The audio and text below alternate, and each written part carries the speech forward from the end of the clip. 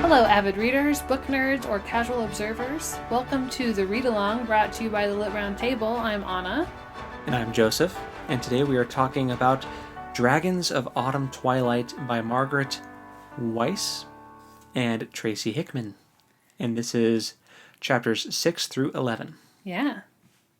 Cool stuff happened in these chapters. Yes, a lot more happened in these chapters than in the previous chapters, yes. I felt. Less setup and more actual character interaction and upping the stakes. By a lot. Yeah, and figuring out not exactly, but kind of getting a better idea of what the deal is with this staff. Care a little more about the barbarians now. A little. Not like a ton. They actually didn't have a ton of background. Just a little bit in these chapters. We learned a lot more about... Stern. Mm-hmm. And a little more about Tanis. Mm-hmm. Just kind of the whole group dynamic we know a little more about now. Yeah. Which is kind of nice. Yeah. For sure. So, did you want to go through this chapter by chapter, or... Sure. What are your thoughts? Okay, sounds good to me. Chapter 6 is called Night in a Cave, Dissension, and Tanis Decides. Mm-hmm. So this is after they've escaped on the boat. Raceland is not doing very well. And we learned that... Neither's Flint, to be fair. Well, true. He was on a boat. Yes, this is true. Flint is a little ball of anxiety and anger. But Raceland is unwell. And we learn a little bit about the magic system. And how he has traded some of his health essentially to cast this spell. Yeah.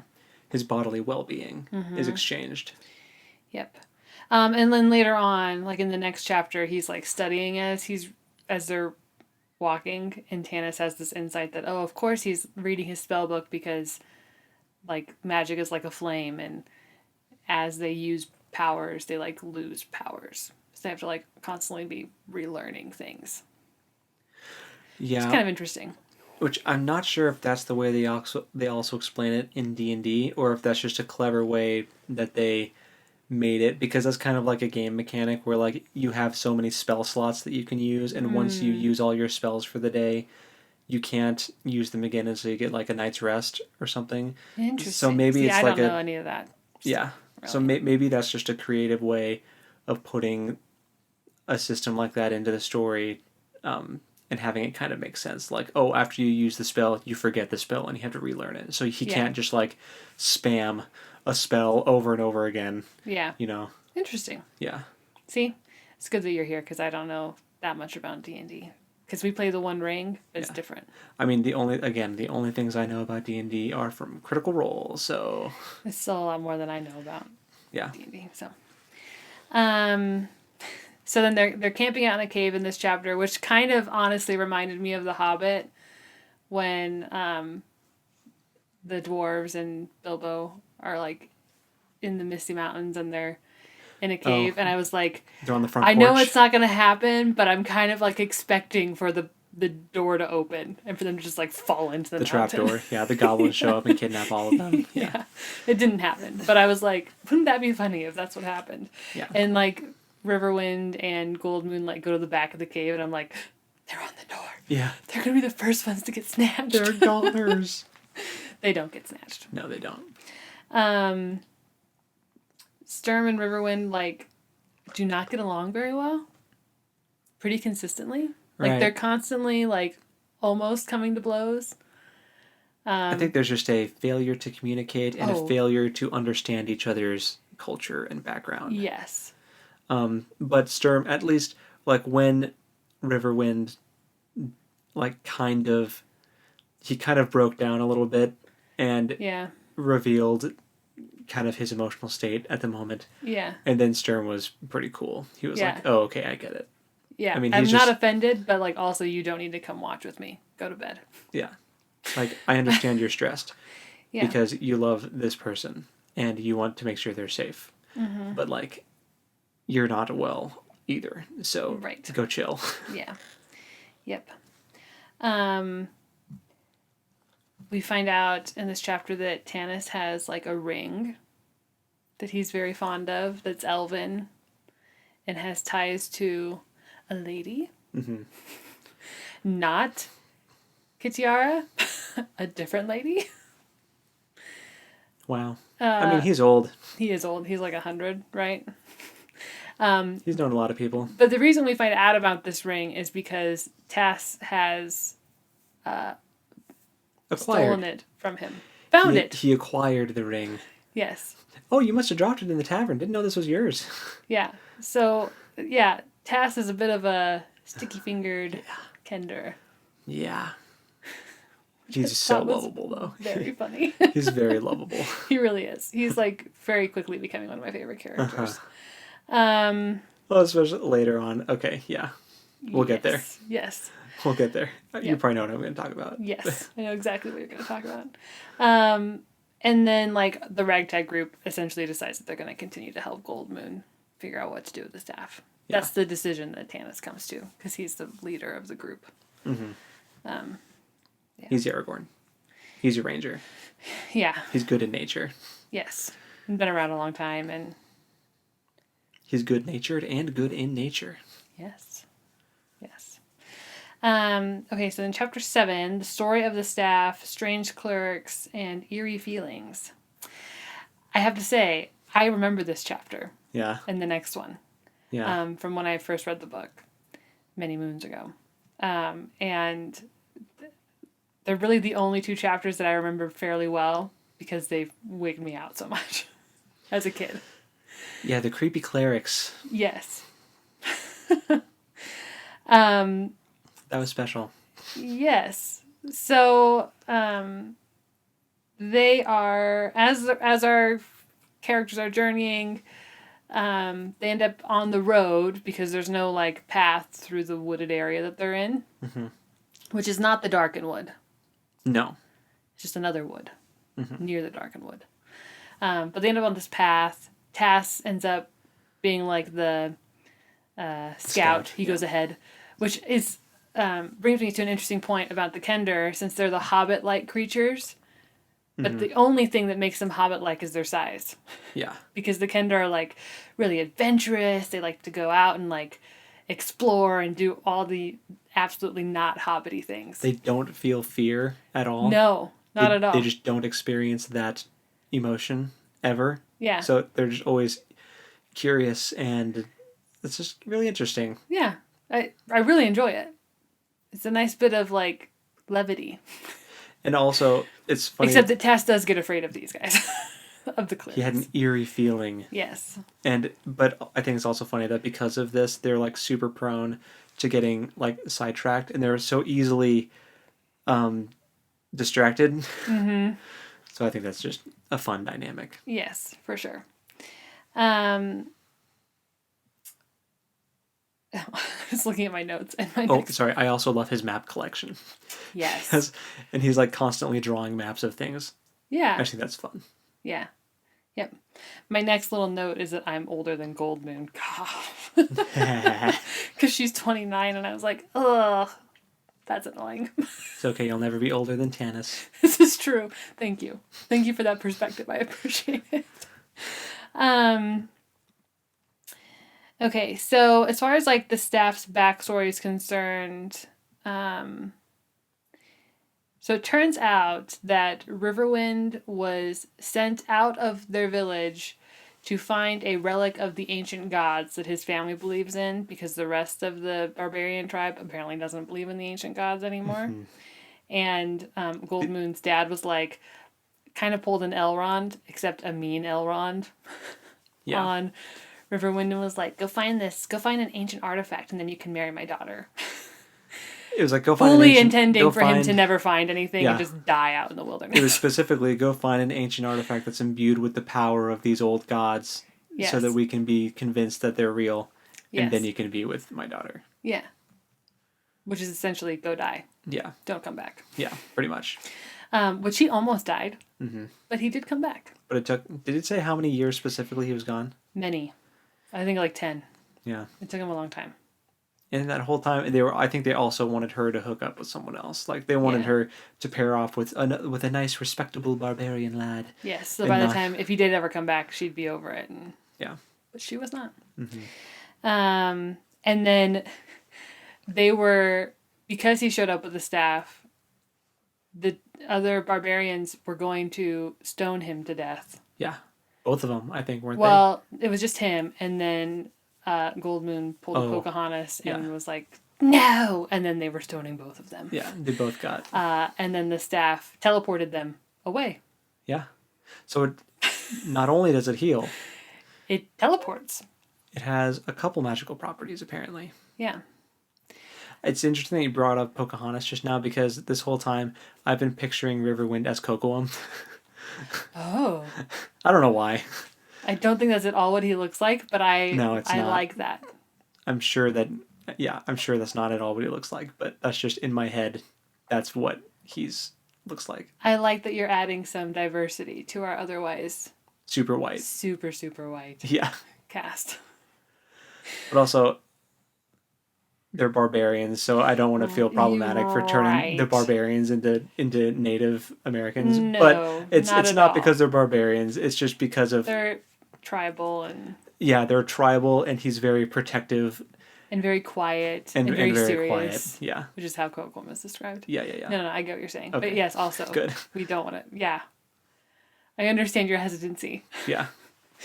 But Savages. no. Barely even human. No. That's like the most problematic song of the I whole know. movie. But they Like, both think they're savages, so I know. Yeah. no. Anyway, back to the actual thing we're Yes. talking about. And so like the chapter ends with Tass running back up the path and is like, "Hey, there's like clerics coming." And they gave me a weird feeling. And Sturm's like, "I'm gonna go check it out." Yeah. Yeah. And Well, Tanis is like, "This is a bad idea." because they're all hiding except for Sturm, just stands Because he on the won't road. hide. It's Yeah. below him, I'm not going to hide in a ditch like a peasant. basically. And Tanis is like, "Okay." You're an idiot. Which turns out, yes. Dumb choice. And then we meet the creepy clerics. Yes. So, yeah. Chapter 8, Search for Truth, Unexpected Answers. Do we not meet the creepy clerics until that chapter? So like Sturm confronts the clerics, but we don't, like, he's talking to them and they're like, "Oh, you're a knight of Soul Mania," and like, Yeah. blah blah blah. We have a brother that's hurt in the cart, and the chapter ends with Goldman being like, "I can help," Right. and then the chapter ends. Because she has the staff Yes, and she wants answers about the staff. and she knows it heals people. Yeah. So the next Oh, chapter, Goldman's like coming out from hiding, and everything just basically goes to Mistakes were made.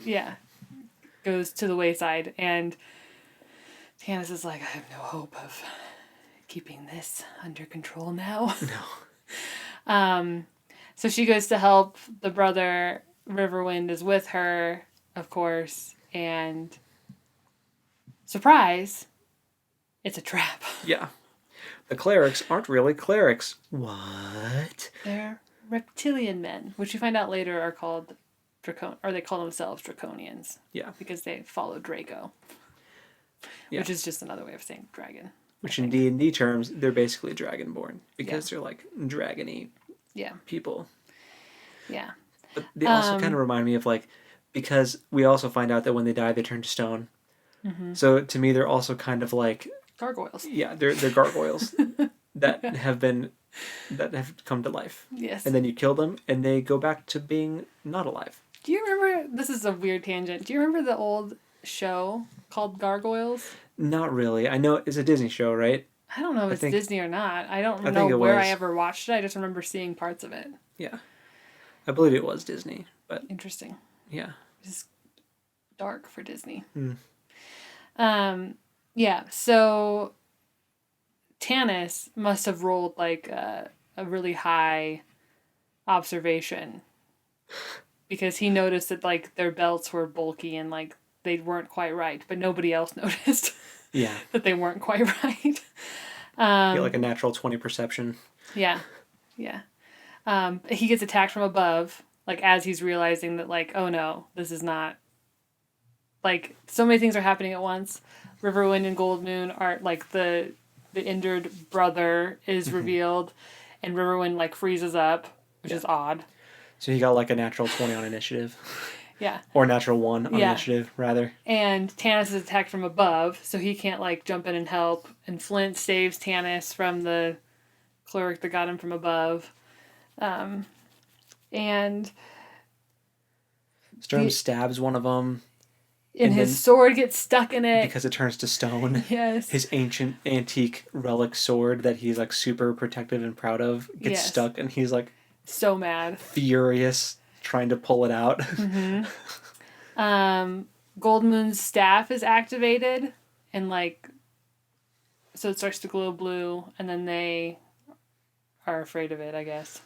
Yeah. They don't want to touch it. So she's able to kind of like fend them off. Riverwind eventually gets like jostled out of his like stunned. Yeah. Whatever happened. We find out later that he was like, oh my gosh, all that crazy stuff that happened to me while I was looking for the staff was real. It wasn't like a dream. He had a brief PTSD moment.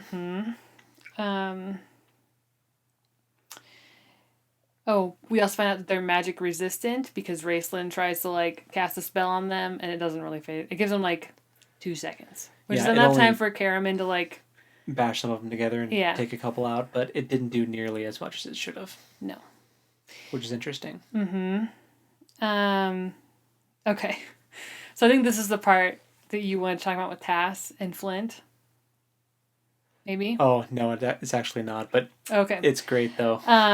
So Tasselhoff accidentally knocks Flint off his feet. Like, he's going... I think that they're supposed to be watching over Sturm, because Sturm got a head wound. Yeah, in this altercation. By the way, they take out the Draconians. Yeah, sort of. Or they escape anyway. Yes, but like, as that's happening, Sturm gets a head wound. He's bleeding all over the place. And Tanis leaves him with Flint and Tass and is like, hey, make sure take care of him. And then he's going to try and grab the others to like get out of there. And while that's happening, Sturm keeps talking about his sword, which is stuck in the lizard man. And Tass is like, oh, I can get that. And he accidentally knocks Flint off of his feet with his own like bow staff thing. It's not a bow staff, but whatever his staff thing is that he has. And then while that's happening, Flint's like attacked by another Draconian, and Tasselhoff turns around and realizes it and like nonchalantly knocks the lizard out. And it's just very funny. Yeah. Like the mechanics of the whole thing. He's like totally oblivious and he's like, Flint, why do I have to keep saving you?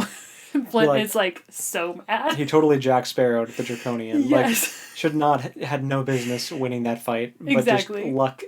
Well, actually, that's the thing. Halflings have a thing called luck in D&D. And yes. Well, and he uses it very well. Yep. And then he somehow frees Sturm's sword and is like dragging it back. And I feel kind of bad for Tass because every time he tries to like explain like, oh yeah, it turned to dust, and he's like trying to explain how he got the sword, and Tanis is like, shut up. Like, Tanis, this is an important information about the enemy. Right. He's just like, shh, gotta get going. We'll talk about it later, which they never circle back to it. But I'm just like, poor Tass. He has like interesting things to say that may be helpful, but yeah. Yeah, so that's the end of chapter 8. And then 9 is Flight and the White Stag. Right. So that's the one where they are basically just on the run from the Draconians, and Sturm starts seeing visions of this white stag as they're trying to figure out where to go, and this stag manages to lead them onto a path that wasn't there before, and luckily it did, because otherwise they saw like Draconians. Were they flying? Is that a thing? No, they what was the deal? They They, saw they, evidence of a war camp, but it was because they were like up on a ridge, I think. oh, okay. It's when they were going over the peak thing. Because the Draconians, I think, actually did have wings under those robes, didn't they? Turning pages. Yes, I believe so. So But maybe they can fly. I don't know that we saw any evidence of them flying, but I do believe they have wings. Yeah, but either way, they were. It looked like they were setting up an ambush for them again on that main road. So Or not even. Well, yeah, like they see that there's. Well, even before they flood the road, I think Tanis could see that there were Draconians ahead, and there were some behind them. So And they then were gonna as be- they're going up towards I can't think of what that peak was called now. the prayer one, Yeah, prayer's eye or something, yeah, something like that. where it looks like two hands together praying. When they're up there, they can see that like to the north there are in fact Yeah, like army encampments, of these Draconians. presumably. I don't Yeah. know if they can see what they are. They might not but know that yet until later. Yeah. But so they would have been trapped, and so now the White Stag is leading them off, and Raceland gets wigged out because it looks like it's leading them into Darkwood, The darkened wood. the Darkened Wood, a spoopy place Yes. where ghosts are. Super fun.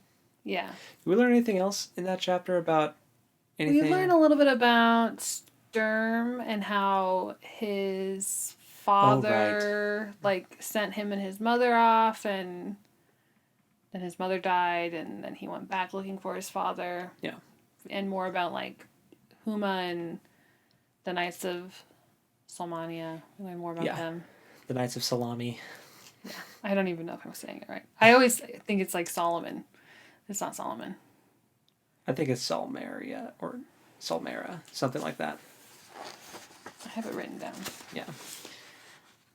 Solamnia. Salamnia. I don't know. I was more right with salami. You were. The Knights of Salami. Yeah. So, yeah, I do remember that now. We Yeah. got to, because we got some of his inner dialogue about his past. Yes. And more of like why he respects Tanis so much, and because Tanis has apparently been adopting these teenagers. They're not teenagers anymore, but when they first became a group, Him and Flint both he and adopted Flint were old men, and they adopted all these like a group of younger ragtag people. The Breakfast Club. Yes. Yes. And there's like kind of a touching moment between Tanis and Flint at the end of the chapter where Flint's like, I'm getting too old for this. And Tanis is like, nonsense. You're my rock. And I was like, aw, old men. It's like, you're the one that's reliable that I can lean on because Yeah. everyone else here is super young and you've got like experience, actual Yeah. life experience. Yeah. Everyone else is young and reckless. Yeah. So it's kind of cool. Yeah. Chapter 10, Darkenwood, The Dead Walk, and Raceland's Magic. Yeah. This was a spooky chapter. This is the chapter that had my favorite Taz moment. Really? Oh. I know Yeah. exactly what you're going to talk Yeah. about now. Yes. Uh-huh. So, They walk into these totally normal woods and everything is totally normal. well, it's not as spooky as Raceland was making them think, right? They're Yeah. like, this is like kind of okay. And then we had kind of a moment where, like previously, Sturm was the one who was like, I'm not leaving the road. Yeah. And now Raceland is like, I am not leaving the road. Yeah. And he like sits down in the middle of the path while everyone else is like setting up camp out in the grass. And he's like, no. Nope. I'll I'm be going to here. stay right here. And they're like, are you sure it's really fine? He's like, no. And then while Tanis is going off to get something to drink, there's a shout. Uh-huh. And there's a bunch of ghosty goos around them. Yeah. What do they call them? Specters? Yeah, it was like when they asked Raceland about it, he said these are like the ghosts of people who broke a vow. Or did not complete their duty before dying. And so now they're cursed to fulfill that even in death. Kind of Paths of the Dead. That's exactly what I was thinking. That's the vibes. Yeah. And then Except that they're not like the Paths of the Dead, they were bound to a specific person. Or bloodline. Like, you Or have to help bloodline. this specific bloodline, should the need arise. Right. And that until their oath's been fulfilled. Yeah. And that's not what is happening with these guys. So we find out from the specters. Well, wait. Hold on. I don't want to get ahead of myself. Backtrack. Raceland's magic. Also, Tanis lost his elven vision, which is like heat vision, apparently. Oh, yeah. He can't like see the red outlines of people while they're in the darkened wood. It's kind of weird. I didn't know he had that before. Mm-hmm. Or I didn't remember. Never came up before, I don't think. Did it? Okay. I don't remember it coming up. So Raceland offers to become the mouthpiece for the specters. Yeah, and this is because when they can't seem to talk. This is when he really blew everyone away with his magic abilities. Yeah. Because he basically let one of the ghosts kind of possess him. Yeah, sort of. All of them, I guess. Because at one point he like kind of starts to go crazy and it gets real spooky.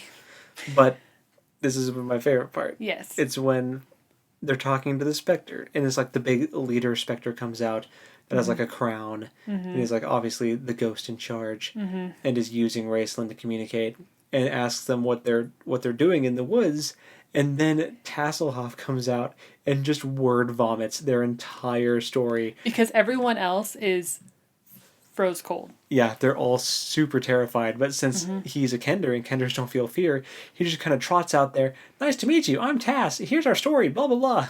And these are all my friends. And starts back at the tavern. Yeah, all the way back at the tavern. Talks about. I don't know if you know about the tavern. It probably wasn't there when you were there. Yeah. Talking about how they accidentally lit the Theocrat on fire, then the staff healed the Theocrat. It's like, the guy told me to hit him with the staff, and I did, and then he was healed, and then we ran away, and then goblins were chasing us, and then we went into a river, and then... It was hilarious. It was very funny. I usually, like, when you get to this point in a story, and they're like, tell us who you are and where you've been. You're like, I gotta read a recap of what I just read. But this was the most entertaining way to read a recap of what had just happened. Yep. Because it was the most, like, nonchalant, like, word vomit. Yeah, it broke the tension. Version of the story. Yes. It broke the tension in a really fun, comedic way. So, good job, Cass. Yes. And then after he finishes word vomiting, they have to follow the specters. So, and then it's like they're walking through the past. Like, as they're walking, they're, like, hearing... Like the sounds of battle in the fight that these specters died in. Yeah. Like, Sturm especially is, like, hearing... He is, like, convinced that he's in an actual war zone and that he could die at any moment, and then they, like, burst into a clearing, you know? And the ghosts disappear. Yeah. And Raceland is, like, wrecked. Yeah. And well, because that spell took a lot of his power. Yes. And Karaman is, of course, very concerned. And then there's suddenly a ton of centaurs. I was not expecting that. I wasn't either. That came out of left field for me. I don't remember this part at all. Just this suddenly... whole section, I was like, wow. I, like, read the cleric thing and then, like, zoned out for apparently a good chunk of the book. But... And then there were centaurs. And a bunch of them. Yeah. Who were, like, chill, you know. Sort of. Yeah. They were fine. Yeah. But they got to ride them to the... What they call... The Forest Master. The Forest Master, that's what it was. They got to ride the centaurs to the Forest Master. And that's chapter 11? Yes. I have another note here that they're shushing Tass again. Yeah, all the time. Shushing Tass. Yeah. They also... Like, when they hitch a ride, after the centaurs take them to the next destination, which is apparently far away from where they had been... all their weapons are gone. Oh, yeah. I forgot about that. Yeah. And then chapter 11, The Forest Master, A Peaceful Interlude. So the Forest Master is an ancient unicorn. She's been around for a long, long time. She has no other name. Except Forest Master. And Elrond. She's very much an Elrond character. This was the Rivendell chapter. It totally was. They get lots of food. There's like some really fun like magic things where like the centaurs bring out chairs for them, but they're like one-legged chairs. But like when they sit in them, it's kind of like Alice in Wonderland, where like they sit in these chairs that physically should not work, and somehow they're like magically the most comfortable chairs they ever sat in. Yeah. And the tablecloth like floats and becomes a table at the appropriate height for them. Even yeah. Raistlin ate a little bit. Not a lot, but he did eat a little bit. Yeah. There's bug lights, Uh-huh. which are like jars with fireflies in them, essentially. Very whimsical. Yes. There is some foreshadowing that Sturm is going to die fulfilling his destiny. Yeah. Which makes me that sad. Tanis picks up on. And then he like, it's like, nah, that's not what she meant. I'm like, I think... Something tells me the Sturm is Boromir. Yeah, totally. Yes. He's going to get shot by arrows protecting Tass. Mm-hmm. Oh my gosh. Oh, I hope not. We learn more about the Draconians, and like we learn from her that that's what they're called, or what they call themselves. They're not of this world. Yeah, they're from like another plane. Yeah. We learn more about like the Cataclysm. Yeah. Which is like is because world building the Salami Knights failed to protect the world from the ire of the ancient gods. Yeah. And now everyone hates them. And a mountain fell and like split stuff and things got crazy. And so she also gives them directions for the next leg of their journey. So they're supposed to be at... How did it say it in the audiobook? Zach. It's X-A-K. It started with a Z. It was... So they say Zach. Tassaroth. Yeah, let me see how it's written. It's X-A-K-T-S. Towards the bottom. It's in parentheses. Because this is one where I definitely listened to this one. It's towards the bottom in parentheses. Did you find it? Zaxaroth. Okay. Yeah, it's something like that. Zaxaroth. Yeah. Weird fantasy word. It's a weird fantasy name. In 2 days, they're supposed to be there with the staff. And they're that's like... impossible, even for a computer. Yeah, basically. She's like, I'll make sure you get there if you're willing to go. Yeah. I'm like, are the eagles coming? Because I'm magical. Are the eagles coming? That or she's just going to, like, dimension door them into... Well, they do have the staff. Yeah, and the staff can teleport, apparently.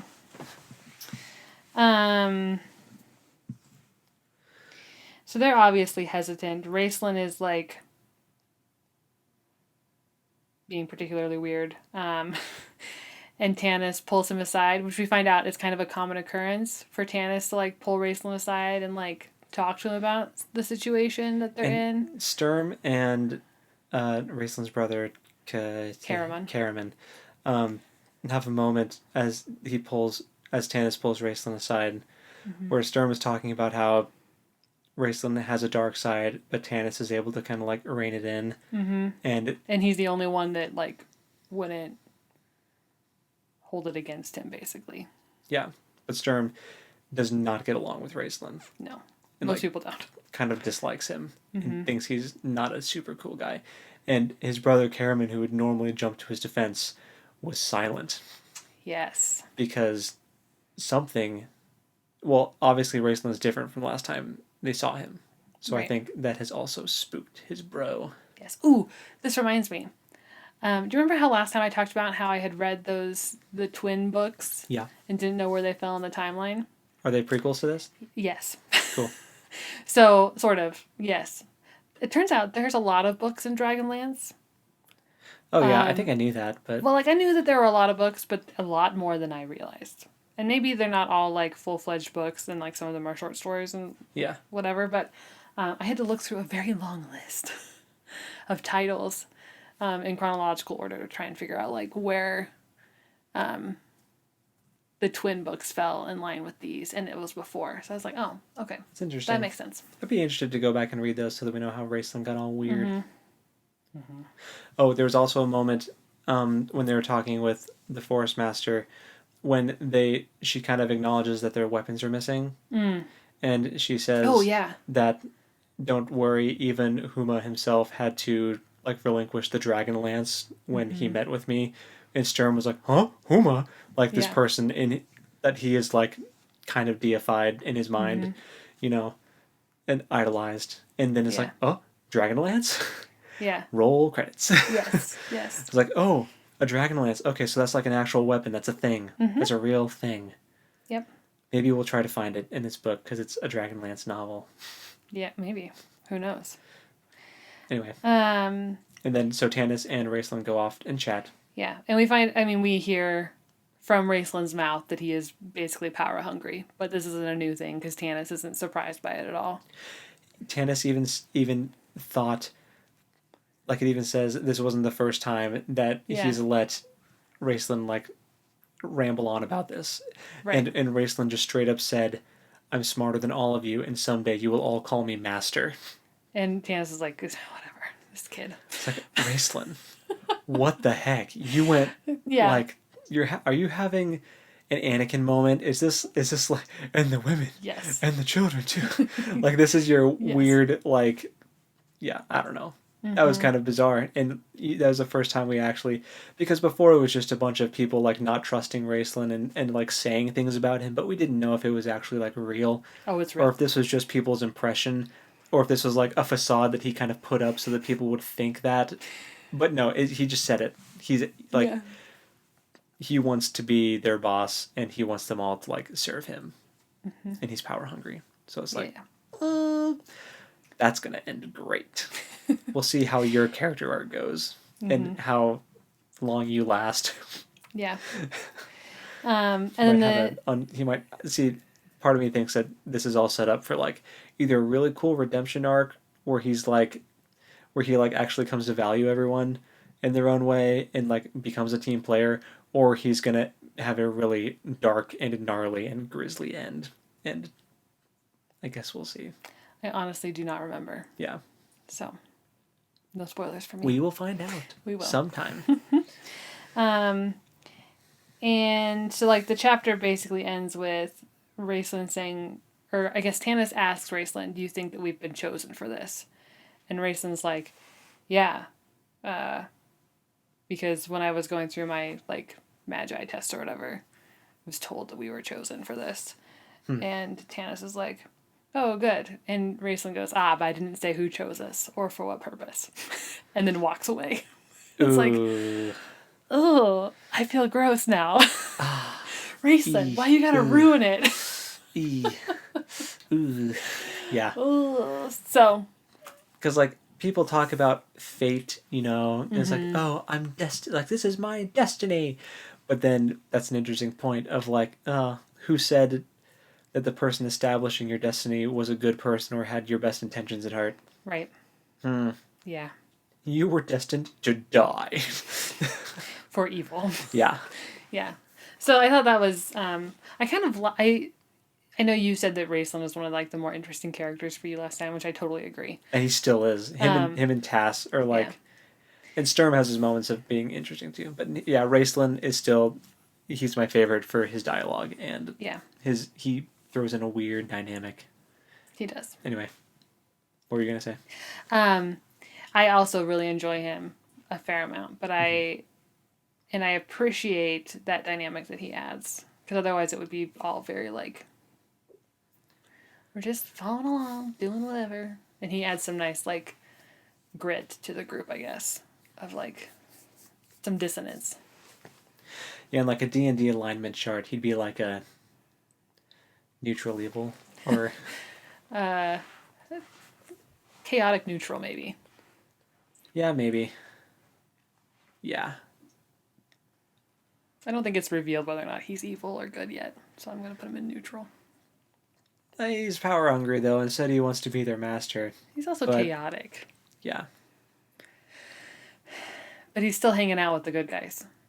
And you can tell he does really care about his brother a lot. Yeah. So he's not totally or is Tasselhoff chaotic neutral? Or chaotic good? Yes. Yeah.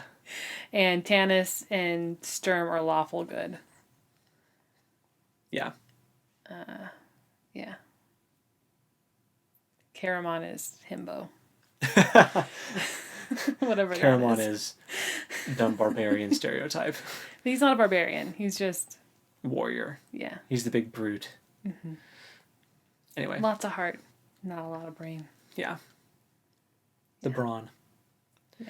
Yeah, those are really good. And I'm really curious about going forward because I know they're going to this place. They've got to figure out what's up with the Draconians. How does the staff fit into all this? Mm-hmm. What's up with the missing constellations? It's like there's a lot of like big picture things that have yet to be revealed. Mm-hmm. But this was definitely the Rivendell chapter, and this is definitely Yes. them getting set off on their quest. So Yes. now we're actually getting into the meat of it, Mm-hmm. into the thick of it. And we're also we've heard, like, things about the elves. Oh, So yeah, I'm like, like- oh, the elves have their own problems. They're not going to help you. I'm like, I think the elves do help them. But maybe not. We Maybe will I'm see. not remembering correctly. Maybe the Salami Knights come and help. I don't think there are very many Salami Knights. I think that's kind of the point. Yeah, but Sturm was, like, pretty adamant that they would help. They're If like they- the Gondor of the... I don't think there's enough of them to be the Gondor. They're like the Numenorians. Maybe. Used to be cool, Not so much anymore. and then they got wrecked. Yeah. And now there's just, And like, then a mountain was dropped on them. yeah, Caused Kind a cataclysm. yeah. A cataclysm. A clavicalism. They all broke their collarbones. Oh, gosh. Anyway, so yeah, that was 6 through 11. So what's next? What's the next chunk Well, let me look here. for the kind people reading along? Yeah. The next chunk is going to be chapter 12 through 17. Okay. Awesome. Again, I know you're listening, so you don't get to see the cool chapter art. I have still been going on to see the chapter art. Like I've It's been so cool. specifically opening up to the page, even if I know I'm going to listen to it. Like, I mean, I knew the Forest Master was going to be a unicorn because there's a picture of a unicorn on the top of that chapter, but Right. it's still a cool illustration. And the Draconian illustration in the previous one. Yes, is also pretty gave spooky. away that it was going. Ooh, and the undead. the undead guy, king. yeah. Oh, it's cool. So, people, seriously, you should buy a copy of the book just so you can see the illustrations. And we did But also, find you out- should read it because it's like good. And we also found out the reason the undead people were like, they're literally just guard dogs. Like Yeah. they kill whoever goes in, except for this group. This was the first group that has ever been let Mm-hmm. in because they were under direct instruction from the Forest Master to let them through. So because they had the staff. If they didn't have the staff, they would have gotten murdered. Yeah. That would have been the end. Or That in would have book been a then. short story. Yeah. Pretty sad ending. Yeah. Yeah. So And then the Draconians won. yeah. The end. So next time we will be reading those chapters or talking about those chapters. Yeah. Until then, happy reading. And we'll see you next time. Bye. Bye.